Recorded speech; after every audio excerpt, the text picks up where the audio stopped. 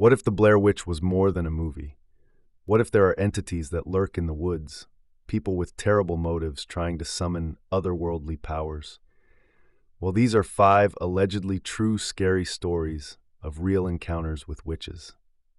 Halloween is on the way, and the witches have something brewing. There's an old legend my family has passed down for years, one that you won't hear commonly down in Pine Forest, Texas. It's not one of those urban legends that the townsfolk and kids tell and repeat until it becomes something nonsensical. Rather, it's something that, if you were to ask nearly any of the residents of Pine Forest about, they'd raise their eyebrow at you and wonder what you've been inhaling. This is the legend of the Witch of Pine Forest, and it is preceded by my very own encounter with what I thought was just a story to scare me as a child. It was told to me by my grandmother Bonnie. She had children late in life, so by the time I was old enough to remember her, she was sadly struggling with intense cancer. Only 2 years after I remember being told this story, Grandma Bonnie passed away after losing the battle. God rest her soul. It was an evening that I spent the night with her and Grandpa. My parents dropped me off, needing a night alone. We stayed up playing Yahtzee, Scrabble, and watching Looney Tunes on the small TV they had on the kitchen countertop. The moment I started yawning, though, Grandma knew it was my bedtime. She had Grandpa carry me to bed, and as I was being tucked in, Grandma was saying her goodnight. I remember clearly what happened next, the sound of a branch hitting the window in the guest room that I was staying in. I jumped, nearly crying at the sound. My grandma settled me down and said there was nothing to worry about, but there was a look on her face. Was it remembrance? I don't know, but it was odd to me, even at that age. You know, she started in a way that sounded like she just remembered something important that she had to tell me. I've never told you about the Witch of Pine Forest. I was immediately creeped out, and it was obvious enough to my grandma that she then tried to comfort me. It's just a story, child. Don't worry. It's a good story, though. A story a child like you needs to hear. Teach you a lesson, a moral. You like that kind of story, right? Like the tortoise and the hare. I nodded quietly. It's like that, so nothing to be scared of. My eyes widened and I pulled the blanket tightly over myself. I thought I was ready. I was not. She began. A long time ago, there was an old lady who loved children. She was known around these parts for giving kids homemade candy, licorice, caramels, things like that. She made it herself just to give away to the children. Some of the parents began to grow suspicious of her. At the time, children disappearing was common. People disappearing was common. Wild animals got hungry in the winter months. The natives often did what they could despite the locals, and without many laws or people to police those laws, trust in your fellow neighbor wasn't likely. When a certain boy never came home one evening, the town was quick to blame the old lady. Even when they found the boy, lost in the woods and injured from coyotes, they took out their fears on the old lady.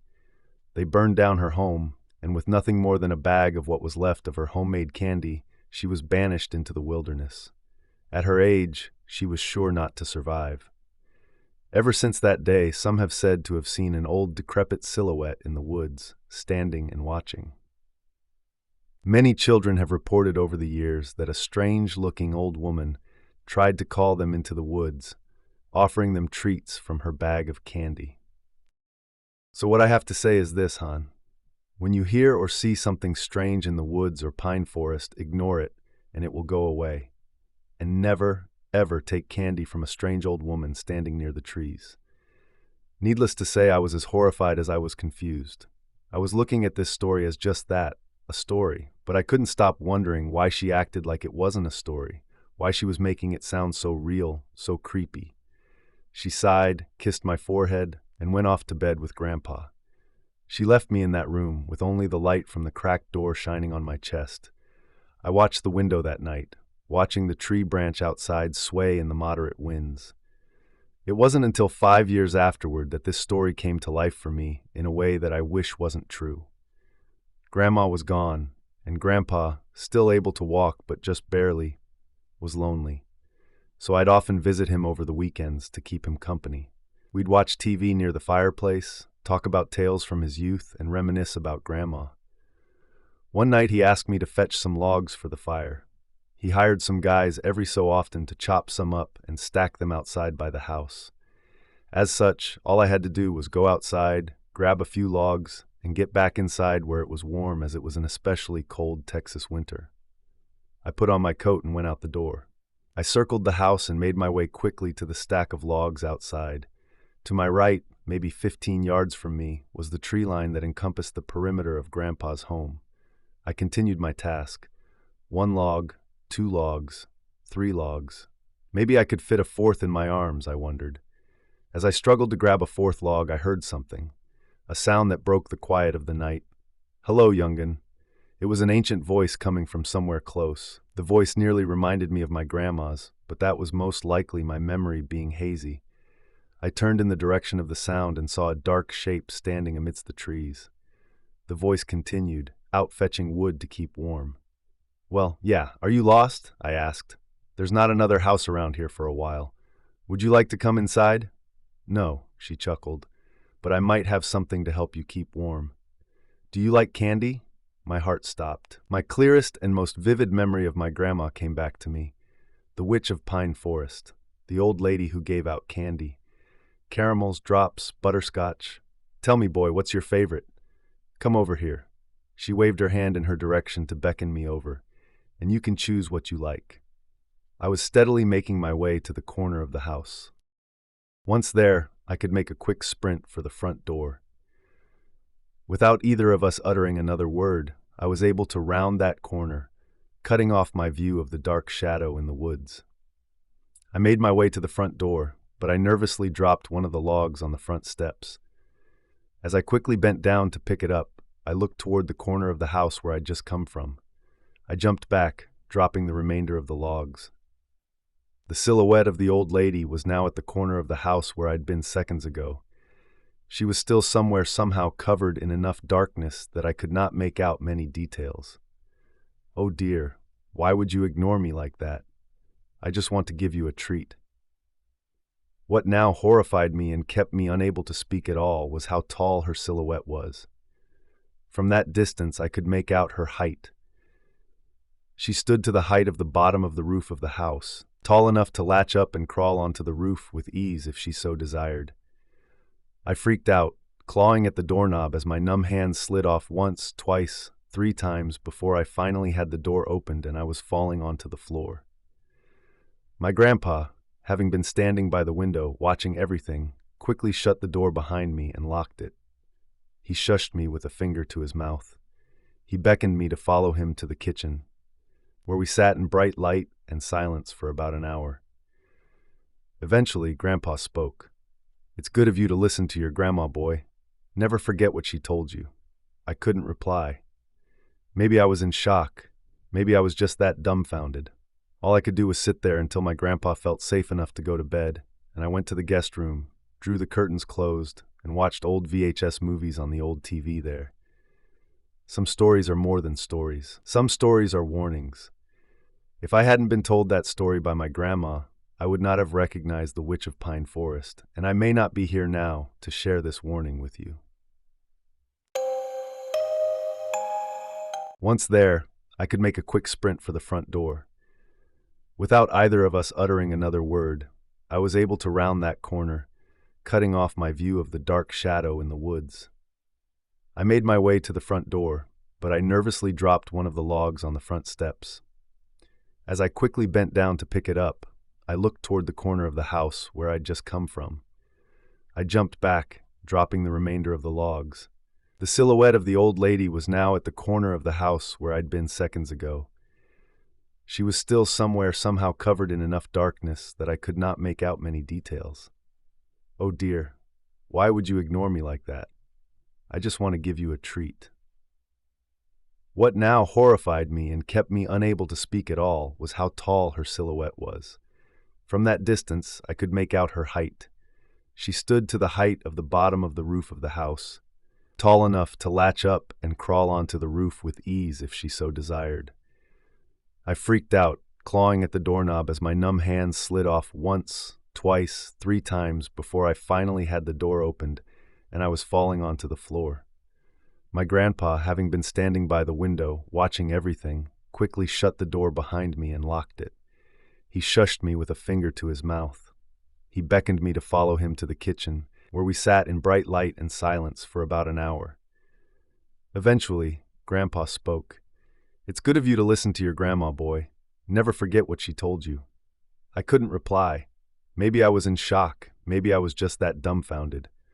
All I could do was sit there until my grandpa felt safe enough to go to bed, and I went to the guest room, drew the curtains closed, and watched old VHS movies on the old TV there.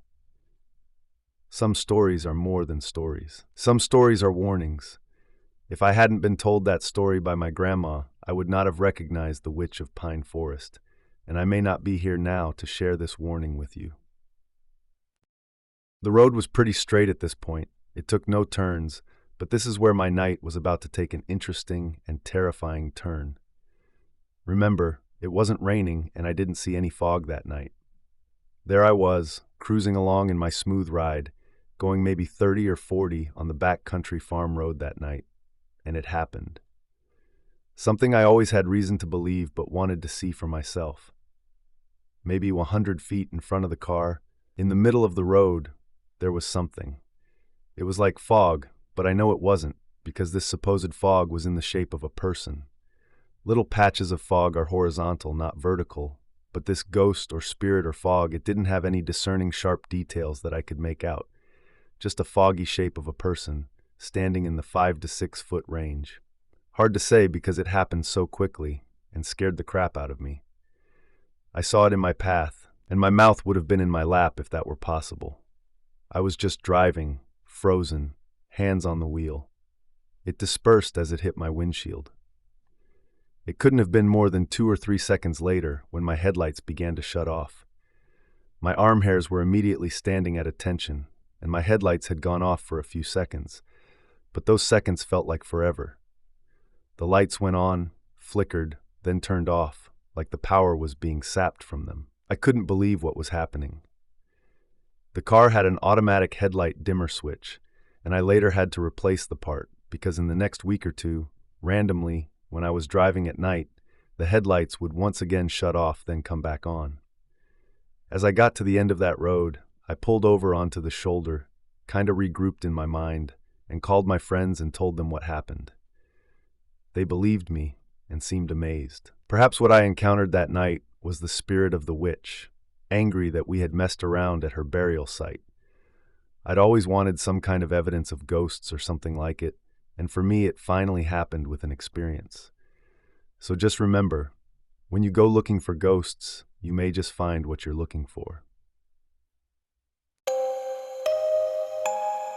I was 15 when I had a haunting experience in Salem, Massachusetts. I was doing an investigation with the Paranormal Salem team, and right when I arrived, I felt a very bad feeling. We started in this little area where there were little stones that marked people who had passed during the Salem witch trials. For a minute, it was a little hard to breathe, but that's nothing compared to what else I felt that night. We went by the infamous witch house, which is where Bridget Bishop was the first to reside. Legend had it that she bewitched people in their dreams. We were only a few feet from the building when the sensation of dread came back, taking my breath away.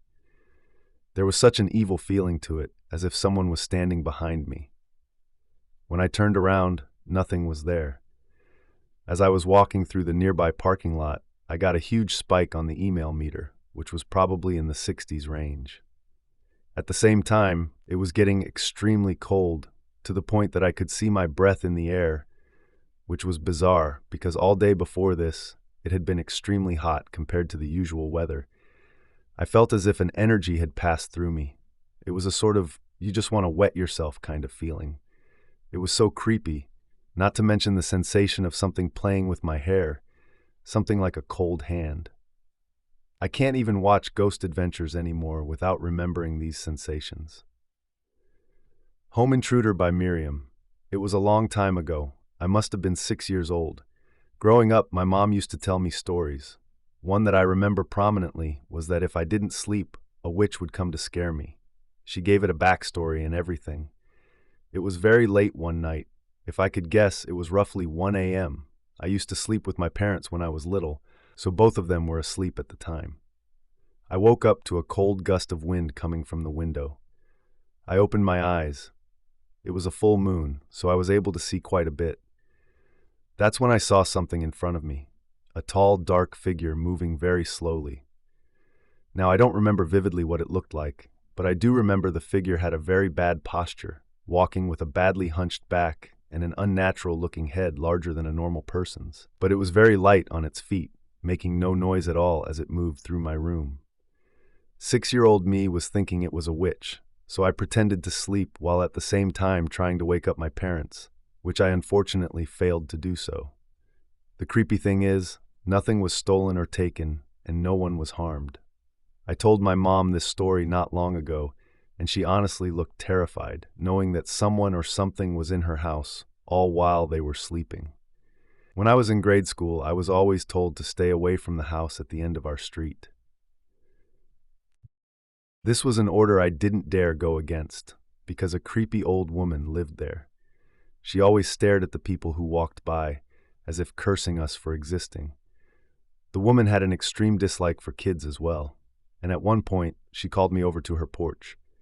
I thought she needed help, so I hesitantly walked over. Though once I was there, she spat on me, said something in a language I didn't understand, then tried to scratch me with her massive fingernails. But by then, I was running off of her porch. Now I've seen some weird things going on at her place. Missing pets were often blamed on her, some of which I last saw in her yard. The most horrifying thing, though, something that I can't explain, is what happened to my friend Benjamin. Benjamin liked to tease the old woman and would take time out of his day to play just in front of her gate on the sidewalk. Here's the weird part, something I doubt anyone here would believe. There was a day she was especially angry at Benjamin, as he had accidentally kicked his ball in her yard. He jumped over the fence, grabbed it, and quickly ran out in seconds' time. But it was plenty of time for the old woman to see him and spit those curses at him as she chased him out of her yard. Little did I know that that was the last I'd ever see of Benjamin. After not seeing him for a straight week, which was already impossible and bizarre, I asked my parents if he had moved or something, without me seeing or knowing about it. My parents were confused. They acted like they had no idea who Benjamin was, apparently forgetting somehow the sleepovers we had had. I decided to walk over to his house. I knocked on the door, and the people I thought were his parents acted the same way when I brought it up. They acted like they never had a son. I stayed far away from the house at the end of the street after that. And I remember praying for the longest time that my family would decide to move. You see, I didn't want me or my family to be the next ones to disappear. I don't know if the woman at the end of the street is still around these days, but if I were you, I would leave any creepy old ladies living alone to themselves. For anyone that considers themselves witches out there, keep in mind that what we've been talking about tonight are the bad kinds of witches. Those that wish to harm other people, the kind that want to take out vengeance in one way or another, who think that having been wronged by others is their excuse to haunt other people for a millennia. Well, I guess you could say, if you do know a witch, be extra careful. Gift them tons of Jolly Ranchers. Do what it takes to not become a target. Good night. I hope you enjoyed this episode. Here are 2 additional bonus hiking stories for you to enjoy. I have always loved hiking. It's been something I do to clear my head after long work weeks. I moved to this area a few months ago, and the trails here are beautiful. They're remote, but not so remote that you feel totally alone. Sometimes I see other hikers, people out with their dogs, and it always feels normal, safe. But then this thing happened, and now I can't shake the feeling that I'm not safe out there anymore. The first time I saw him, I didn't think much of it. I was on a trail I've hiked a few times, about 6 miles out from the main road. The trail loops around a small lake, and it's a popular spot. It was mid-morning, and the sun was just starting to warm things up. I was halfway around the loop when I noticed a man standing off to the side of the trail, looking down at his phone. He was wearing a baseball cap, sunglasses, and a jacket, even though it was already getting warm. I walked past him, nodded like you do when you pass another hiker, and he didn't even look up. just kept staring at his phone. I didn't think anything of it. People stop all the time to check maps or take pictures, so I kept walking. But then, about a mile later, I looked back over my shoulder and saw him again. He wasn't right behind me, but he was close enough that it seemed strange. There are a lot of ways to get off that trail, so it wasn't impossible that we were just going the same way. Still, something about it made me uneasy. He wasn't walking fast, just keeping a steady pace, always a little behind me. I picked up my pace, wanting to put some distance between us. I wasn't scared, not yet, but I felt something. It was that kind of feeling you get when you think someone's watching you, but you can't prove it. I kept walking, trying not to look back again, telling myself I was being paranoid. By the time I finished the loop and got back to the parking area, I was feeling better. There were a few cars in the lot and a couple of other hikers loading up their gear, so I felt safe. I glanced back one more time before I got into my car, and the man was nowhere to be seen.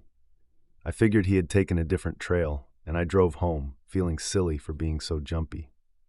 The next day, I went out again. I like to hit different trails, and this one was a little further out, less crowded. It's a long, narrow trail that winds through some dense woods and eventually opens up to a great view of the mountains. It's one of my favorites, but it's quieter, and I usually don't see many people out there. I was about 2 hours into the hike, deep in the woods, when I heard footsteps behind me. At first, I didn't think anything of it. It could have been another hiker, someone else enjoying the trail. But the sound didn't fade, and when I glanced over my shoulder, my heart skipped a beat. It was him. The same man from the day before. He was closer this time, maybe 50 feet behind me, and he wasn't pretending to check his phone or anything like that. He was just walking, keeping pace with me. His sunglasses hid his eyes, but I could feel them on me. My skin prickled with that same uneasy feeling, only stronger now. I slowed down, pretending to tie my shoe, hoping he would pass me, but he stopped too. Just stood there on the trail, not moving, waiting. I didn't know what to do. I could feel my heartbeat in my throat. Something was wrong, I could feel it, but I didn't want to panic. I stood up, tried to act like everything was normal, and started walking again, faster this time. He followed. I walked for what felt like forever, my legs burning, my mind racing. I kept telling myself he was just some guy, maybe he didn't even know I was there. But I knew that wasn't true. He knew, and he wasn't just following me by accident. I tried to focus on getting back to my car, but the trail seemed longer than usual, the trees thicker. It felt like I was never going to get out of there. When I finally reached the end of the trail, my car was the only one left in the lot. I didn't see him when I turned around, but I didn't hang around to check. I got in my car, locked the doors, and drove home, my hands shaking the whole way. That night, I couldn't stop thinking about it. I tried to tell myself it was just a weird coincidence, that I was overreacting, but something in my gut told me otherwise. I told myself I wouldn't let it stop me from hiking.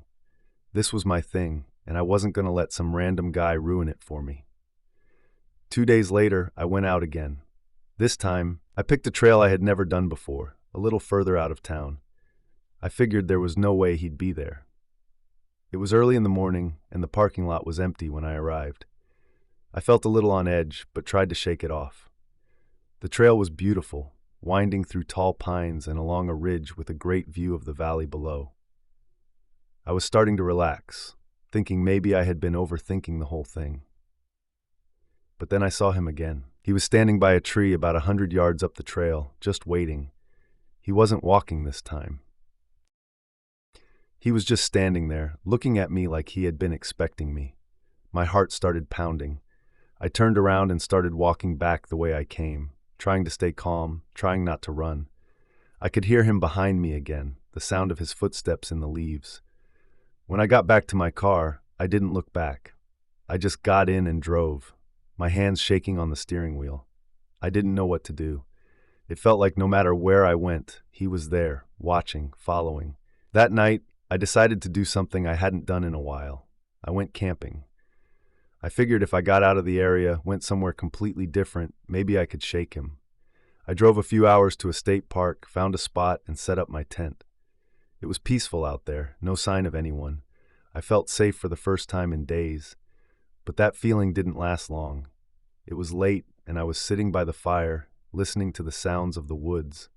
It was quiet, just the crackle of the fire and the occasional rustling of leaves. I was starting to relax, thinking maybe I had finally gotten away from him. But then I heard it. Footsteps. I froze, listening. They were faint, slow, coming from the direction of the trail that led to my campsite. My heart started racing again, and I turned toward the sound. At first, I couldn't see anything, just shadows in the trees. But then I saw him. He was standing at the edge of the woods, just outside the light of the fire, watching me. He didn't move, didn't say anything. He just stood there, like he was waiting for something. My skin crawled, and I felt sick to my stomach. I didn't know what to do. I was alone, miles from anyone, and he was just standing there, staring at me. I grabbed my phone, my hands shaking, and dialed 911. But before I could hit call, he took a step forward. "Don't," he said, his voice low and calm. I froze, my finger hovering over the call button. "I don't want to hurt you," he said. "I just wanted to talk." I didn't believe him. I could see it in the way he stood, the way he looked at me. He wasn't here to talk. I stood up slowly, keeping the fire between us. "You've been following me," I said, my voice trembling. He didn't deny it. He just smiled, a slow, eerie smile that sent a chill down my spine. "I've been watching," he said.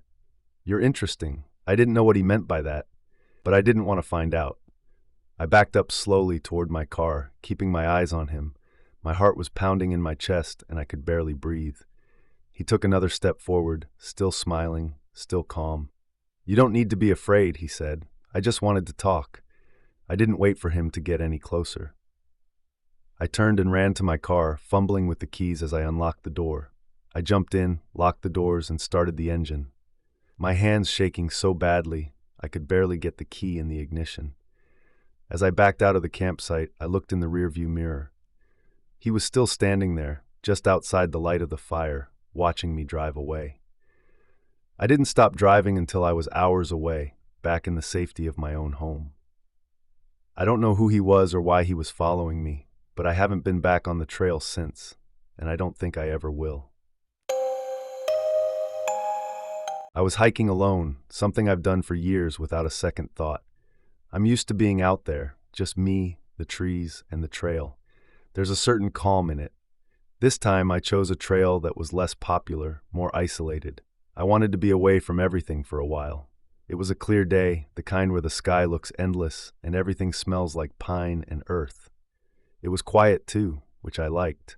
I didn't see a single person for hours. About halfway through the hike, maybe around mile 5, I came across something strange. It was a tent, pitched just off the trail.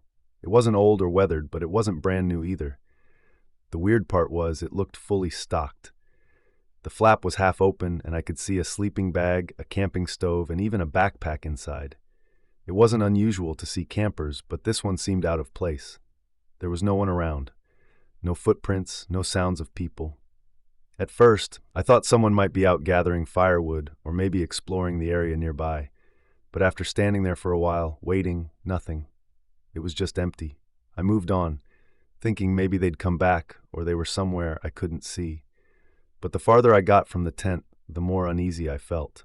It wasn't the tent itself that bothered me. It was how quiet everything had gotten. There were no birds, no rustling in the bushes, not even the wind, just silence. After a while, I stopped for a break. I found a flat rock to sit on, took out some water and a snack, and tried to shake off the strange feeling I had. I told myself I was overreacting. The woods can feel weird when you're out there alone, and I'd been out there for hours. But then I noticed something. Out of the corner of my eye, I saw movement in the trees. At first, I thought it was just the wind finally picking up, making the branches sway. But it wasn't. It was a person. I couldn't see them clearly, just a figure standing behind a tree, watching. My heart started pounding, and I told myself it was probably the camper. Maybe they'd come back and were watching to see who I was, why I'd been near their stuff. I waved, a small gesture to show I wasn't a threat. They didn't move. They just stayed there, half hidden by the trees, not waving back, not walking toward me, just standing. I stood up, trying to act like I wasn't freaked out. I put my pack on and started walking again, quicker this time. I didn't want to run because that would make it obvious that I was scared, but I was. I kept looking over my shoulder, and every time I did, I saw the same figure, still at a distance but always there, always watching. It felt like they were toying with me, staying far enough away that I couldn't get a good look at them, but close enough that I knew they were following. I kept walking, faster and faster, but the feeling that I was being hunted only grew. My brain was racing, trying to make sense of it. Maybe it was the camper. Maybe they were just messing with me. But something about the way they moved, the way they stayed just out of reach, didn't feel right. I pushed forward, hoping I'd run into other hikers or maybe even a ranger. But the trail was completely empty. Just me and whoever was behind me. At one point, I stopped, turned around, and called out, "Hey, do you need something?" My voice echoed through the trees, but there was no answer. The figure had disappeared again, blending into the shadows between the trees. I didn't wait any longer. I kept walking, my heart pounding so hard I could hear it in my ears. I don't know how long I walked, maybe another mile or two before I came across something that made my blood run cold. There was another tent. This one looked identical to the first. Same model, same color, same half-open flap. But there was no way it could be the same tent. I had been walking in a straight line for miles. I wasn't looping back. This tent wasn't abandoned, though. I could see movement inside, someone shifting like they were getting comfortable. My first thought was that I'd finally come across the camper. Maybe they had set up multiple camps along the trail. Maybe they were just out here enjoying the isolation like me. But then I noticed something else. There was no sound, no zipper being pulled, no footsteps, no voices, just that eerie, unnatural quiet. I wanted to leave, to turn around and head back the way I came, but something made me stop. I don't know what it was, curiosity maybe, or fear. I stood there, staring at the tent, waiting for the person inside to come out. But they didn't. The flap moved slightly, like someone was peeking out. I took a step back. My body was screaming at me to run, but I couldn't make myself move. I stood frozen, waiting, watching. Then the flap opened wider. It didn't move. They just stayed there, half hidden by the trees, not waving back, not walking toward me, just standing. I stood up, trying to act like I wasn't freaked out. I put my pack on and started walking again, quicker this time. I didn't want to run because that would make it obvious that I was scared, but I was. I kept looking over my shoulder, and every time I did, I saw the same figure, still at a distance, but always there, always watching.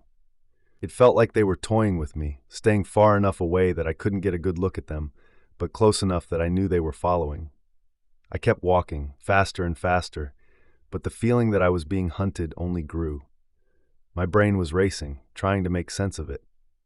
Maybe it was the camper. Maybe they were just messing with me. But something about the way they moved, the way they stayed just out of reach, didn't feel right. I pushed forward, hoping I'd run into other hikers or maybe even a ranger. But the trail was completely empty, just me and whoever was behind me. At one point, I stopped, turned around, and called out, "Hey, do you need something?" My voice echoed through the trees, but there was no answer. The figure had disappeared again, blending into the shadows between the trees. I didn't wait any longer. I kept walking, my heart pounding so hard I could hear it in my ears. I don't know how long I walked, maybe another mile or two, before I came across something that made my blood run cold. There was another tent. This one looked identical to the first. Same model, same color, same half-open flap. But there was no way it could be the same tent. I had been walking in a straight line for miles. I wasn't looping back. This tent wasn't abandoned, though.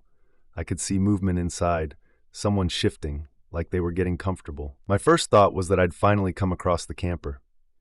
Maybe they had set up multiple camps along the trail. Maybe they were just out here enjoying the isolation, like me. But then I noticed something else. There was no sound, no zipper being pulled, no footsteps, no voices, just that eerie, unnatural quiet. I wanted to leave, to turn around and head back the way I came, but something made me stop. I don't know what it was, curiosity maybe, or fear. I stood there, staring at the tent, waiting for the person inside to come out. But they didn't. The flap moved slightly, like someone was peeking out. I took a step back. My body was screaming at me to run, but I couldn't make myself move. I stood frozen, waiting, watching. Then the flap opened wider. If these stories made your skin crawl, remember to hit that like button and share the chills with your friends. Subscribe for more terrifying tales and tap the notification bell so you never miss a moment of horror. Stay safe and keep watching for more spine-tingling stories. See you in the next nightmare.